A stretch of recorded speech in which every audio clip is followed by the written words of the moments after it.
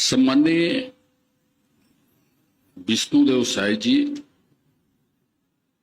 प्रदेश के बहुत ही लोकप्रिय मुख्यमंत्री, बहुत सहज सरल और जन सेवा का जिनका एक इतिहास है। उनके पिता, उनके दादा, उनके और लोग, नरहरि साय जी जैसे लोगों ने देश और प्रदेश में सार्वजनिक जीवन में छत्तीसगढ़ को नेतृत्व और दिशा दी। और मैं सोचता हूं कि 28-29 साल की उम्र में ही मध्य प्रदेश की विधानसभा में आप सदस्य बन गए और 90 से अब तक एक संसदीय राजनीति की एक प्रामाणिक यात्रा आपकी है। मैं धमतरी जिले और छत्तीसगढ़ के चंद्राकर समाज की ओर से आपका स्वागत और अभिनंदन करता हूं। आपके यशस्वी जीवन की कामना करता हूं, आपके स्वस्थ जीवन की कामना करता हूं। मंच पर उपस्थित हमारे इसी क्षेत्र के लाडले सपूत ललित जी, पूर्व विधायक सम्माननीय विनोद जी, सम्माननीय हमारी बहन जी क्या होगा, आदरणीय महेंद्र जी, आदरणीय दाऊ जी, हमारे सीसीदा वाले चंद्राकर जी केंद्रीय अध्यक्ष पूर्व थे, और इस समाज के अध्यक्ष आदरणीय दाऊ जी, हमारे मंच पर माननीय मुख्यमंत्री जी हैं, उनको सुनना है, जानना है। सभी सम्माननीय जनप्रतिनिधिगण और जो धमतरी जिला के बाहर से आए हैं, उन सबका भी मैं स्वागत और अभिनंदन करता हूं। सभी जनप्रतिनिधि हैं, जनता सेवा कर रहे हैं, अपने अपने क्षेत्र में अपने काम से समाज को दिशा दे रहे हैं, आलोकित कर रहे हैं। आप सबका मैं अभिनंदन करता हूं। मंच के सामने उपस्थित सभी सम्माननीय डेलीगेट्स, जो विभिन्न क्या बोलते हैं राज्य से आए हैं, आप जो विभिन्न राज्य से आप आए हैं, वो सभी डेलीगेट्स, मैं संक्षिप्त में अपनी बात रखता हूं। मित्रों, एक आग्रह, किसी भी दल, किसी भी लोक नेता को आप बुलाते हैं तो मेरा एक आग्रह है कि राजनीतिक बातें उसमें न हो, चाहे वो प्रतिनिधित्व की मांग हो या और किसी भी क्षेत्र की मांग हो, उससे हेतु झलकता। स्वागत और सत्कार तो अहेतु का होता कि हम अपने देश के प्रदेश के मुखिया को बुलाए हैं और वो सारी चीजों को जानते हैं और समझते हैं, हमने सिर्फ ध्यान आकर्षित कर दिया उनका, वो देंगे। और उससे आगे लक्ष्मण रेखा को नहीं लांघना चाहिए, मेरा व्यक्तिगत मत है। मैं कुछ बातें आप लोगों को बताता हूं।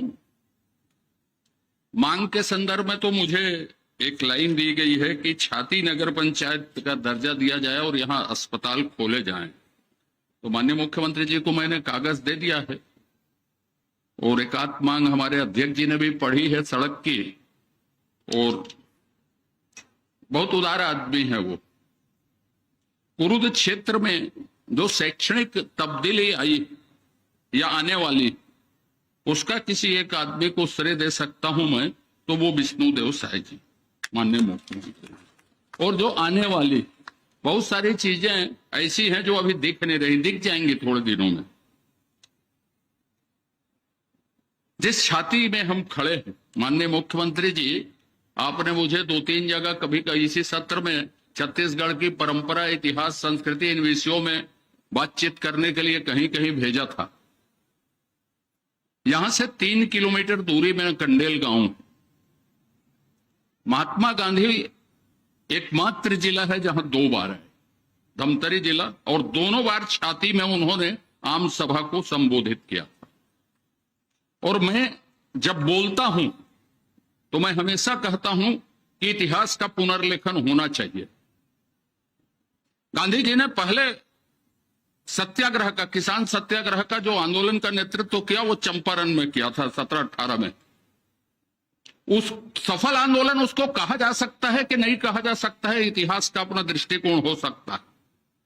पर 1920 में महात्मा गांधी जी के आने के नाम सुनते ही पहला सफल सत्याग्रह यदि कहा जा सकता है देश की आजादी की लड़ाई में, तो वो कंडेल सत्याग्रह को कहा जा सकता है, छाती की भूमि को कहा जा सकता है। दूसरी बार भी हरिजन उत्थान, उस समय हरिजन कहा जाता था, तो अनुसूचित जाति बोलते हैं, उसके लिए महात्मा गांधी जी भी धमतरी जिले आए। वो दोनों बार छत्तीसगढ़ आए, वो एकमात्र जिला धमतरी जिला। जिस सरदार पटेल जी को हम याद करते हैं, बारदोली सत्याग्रह जिससे उनको सरदार की उपाधि मिली, वो छत्तीसगढ़ के किसान सत्याग्रह के बाद 1927-28 का वो आंदोलन है। और इसलिए मैं जब छत्तीसगढ़ के बारे में बात करता हूं तो कहता हूं कि छत्तीसगढ़ को जो इतिहास में योगदान जो हमारा रहा है, वो स्थान जो मिलना चाहिए नहीं मिला। हम प्रभु रामचंद्र जी की जय बोलते हैं साहब। बिलासपुर की कोसला जनपद के राजा भानुमति की कन्या कौशल्या उत्तर कोसल के राजा दशरथ को ब्याही गई थी, इसलिए हम भांजा बोलते हैं। पर धमतरी जिले का क्या योगदान रामचंद्र जी के लिए? तो अब जब आप लोग भाषण करें तो यह जरूर बताएं कि रामचंद्र जी को पैदा करने का भी श्रेय धमतरी जिले को जाता है।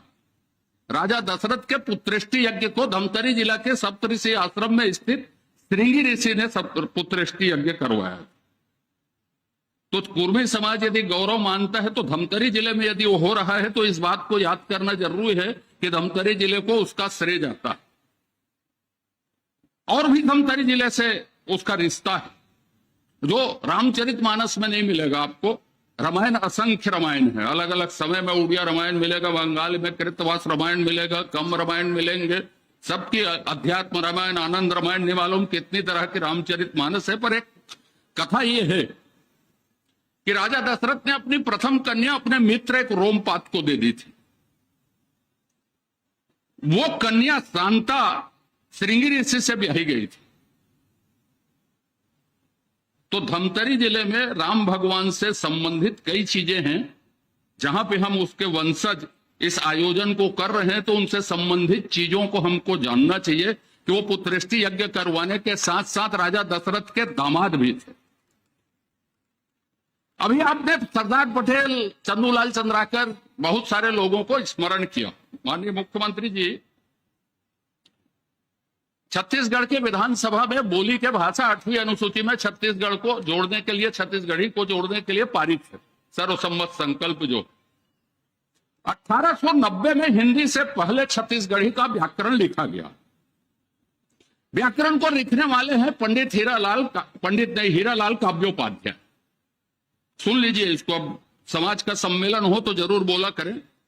वो रहने वाले कुरुक्षेत्र के थे, चर्रा या राखी अब तक के शोध में, और उसमें भी चंद्राकर या बैस थे। वो काव्योपाध्याय उसकी उपाधि थी। तो छत्तीसगढ़ का व्याकरण हिंदी से पहले तैयार हुआ 1921-22 में। एशियाटिक सोसाइटी उस समय जो सबसे बड़ा जनरल होता था उसमें छपा। तो छत्तीसगढ़ी को हिंदी से पहले व्याकरण देने वाला कोई समाज है जो अब तक के शोध में है, तो ये कुर्मी समाज। तो उल्लेख जरूर कीजिएगा उसको कि हीरालाल काव्योपाध्याय के नाम से जब मैं उच्च शिक्षा मंत्री था तो अभनपुर के कॉलेज का नाम हीरालाल काव्योपाध्याय के नाम पर है। ऐसे बहुत सारे महापुरुषों के नाम में हम लोगों ने रखा था।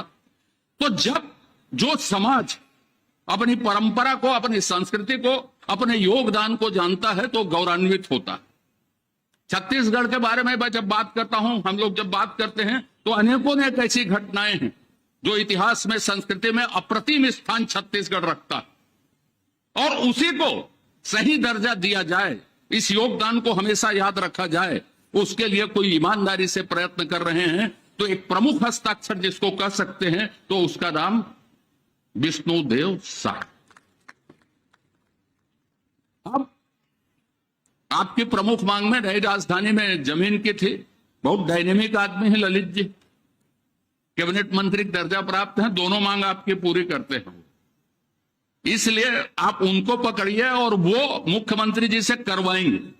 लेकिन मुख्यमंत्री जी के पास कागज लेने मत जाना, आप पहले पूरी औपचारिकता कर लीजिएगा आवेदन से लेके। इस बारे में मैं श्योर हूं कि वो नहीं कहें, लेकिन औपचारिकता आपको पूरी करनी। और बाद में यह मत कहिएगा कि नेता लोगों से हमने मांगा नहीं दिया। आपको आवेदन करना है, नक्शा खसरा निकलवाना है, कौन सी जमीन है, कितना एकड़ आपको चाहिए, ये प्रक्रिया करके आप विधिवत आवेदन करके मुख्यमंत्री जी के पास पहुंचिए। ये बहुत आसान तरीका है कि हमको साहब जमीन चाहिए। जो समझदार लोग हैं, हम लोगों का आधा काम इसीलिए नहीं होता कि हम प्रक्रियाओं में नहीं पड़ते। लगता है कि नेता बोलेंगे मेरे सब काम हो जाएगा, तो नेता का दस्तखत हवा में नहीं होगा। नेता का दस्तखत तो कागज में होगा, या डिजिटल दस्तखत भी करेंगे ना, ऑनलाइन दस्तखत भी करेंगे तो उसके नीचे फाइल रहेगी।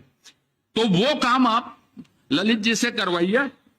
माननीय विजय बघेल जी का भी धमतरी जिले में, धमतरी विधानसभा में, छाती में, जितनी जगह में आप हैं सब में स्वागत है। दमान बाबू भांचा।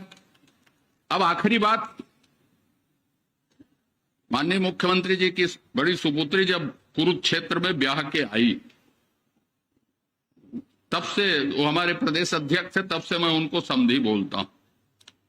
जो टीकाराम जी कंवर के पिताजी थे, पतिराम कंवर, वो मुझको पढ़ाए थे 7वीं कक्षा में। और मैं जो कुछ भी हूं, ऐसे 2-4 हमारे गुरुजन हैं जिसने गढ़ा, उसमें एक पतिराम जी कंवर भी हैं। बहुत वैसा शिक्षक मैंने देखा नहीं। जो 2-3 जब तक वो थे, मैं उससे आत्मविश्वास से बात नहीं कर पाता था। मंत्री था तो भी मैं उससे कॉन्फिडेंस के साथ बात नहीं कर पाता था। तो इसको याद दिलाने के पीछे किसी परिचय को आपको बताना है ऐसा नहीं, रिश्तेदारी परिचय बताने की चीज नहीं होती। उसके पीछे कारण एक है, सिर्फ आप इस क्षेत्र के हैं, इस नाते तो इस क्षेत्र के हैं, तो उदारता की अपेक्षा तो सबको रहेगी। जसपुर के बाद यदि आपका सबसे निकट का रिश्ता है तो धमतरी जिले में है, कुरुद में, तो उदारता की अपेक्षा सबको रहेगी। तो इस उदार मना के साथ आप हम सबको मार्गदर्शन और संबोधन देंगे, इस भाव के साथ मैं अपनी बात समाप्त करता हूं। आपका स्वागत करते हुए, आदरणीय विजय जी आए, उनका भी स्वागत करते हुए मैं अपनी बात समाप्त